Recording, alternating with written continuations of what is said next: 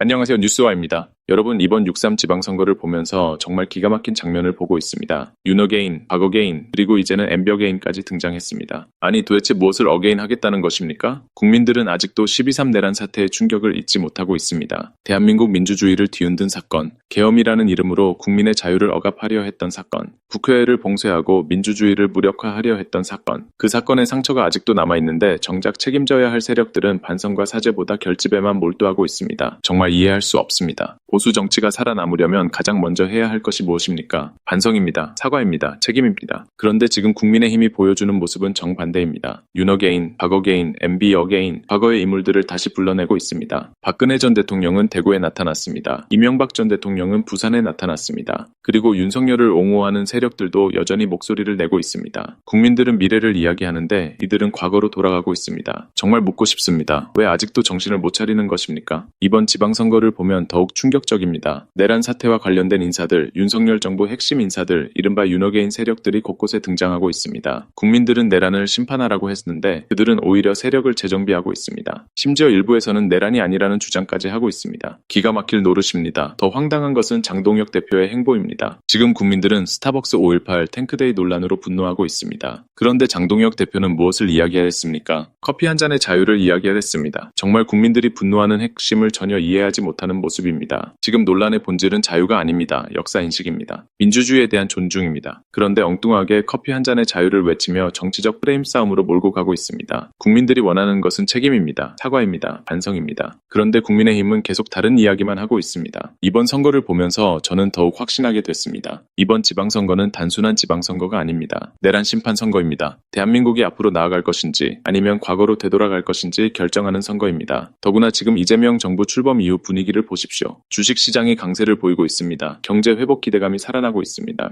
민생 정책들도 하나씩 추진되고 있습니다. 물론 모든 것이 완벽하다고 말할 수는 없습니다. 하지만 적어도 국민들은 변화의 가능성을 보고 있습니다. 그런데 이런 시점에 야당 국민의힘은 무엇을 하고 있습니까? 대안을 보여주는 것이 아니라 과거 인물들을 소환하며 지지층 결집만 외치고 있습니다. 부산도 마찬가지입니다. 대구도 마찬가지입니다. 지역 발전을 위해서라면 중앙정부와 협력해야 합니다. 예산도 필요합니다. 정책도 필요합니다. 정부와의 협력도 필요합니다. 그런데 아직도 색깔론과 진영 논리에 갇혀 있습니다. 국민들은 이제 달라졌습니다. 지역만 보고 투표하는 시대는 끝나가고 있습니다. 누가 일을 잘하는지, 누가 책임지는지, 누가 국민을 위한 정치를 하는지 보고 있습니다. 이번 지방선거는 그런 의미에서 매우 중요합니다. 윤어게인, 박어게인, 엠버게인, 과거의 정치로 돌아갈 것인가, 아니면 미래를 향해 나아갈 것인가. 선택은 국민의 몫입니다. 하지만 분명한 것은 있습니다. 민주주의를 위협했던 세력, 국민을 실망시켰던 세력, 내란을 옹호하거나 정당화했던 세력에 대해서는 반드시 정치적 책임을 물어야 한다는 것입니다. 그래야 대한민국 민주주의가 다시는 흔들리지 않습니다. 그래야 다시는 계엄 같은 악몽이 반복되지 않습니다. 그래야 미래 세대가 더 나은 나라에서 살아갈 수 있습니다. 이번 6.3 지방선거, 뉴스와는 국민들의 현명한 선택을 믿습니다. 내란은 심판받아야 합니다. 반성 없는 정치도 심판받아야 합니다. 그리고 대한민국의 미래를 위한 선택이 이루어져야 합니다. 여러분은 어떻게 생각하십니까? 댓글로 여러분의 의견 남겨주시고 구독과 좋아요 부탁드립니다. 지금까지 뉴스와였습니다. 감사합니다.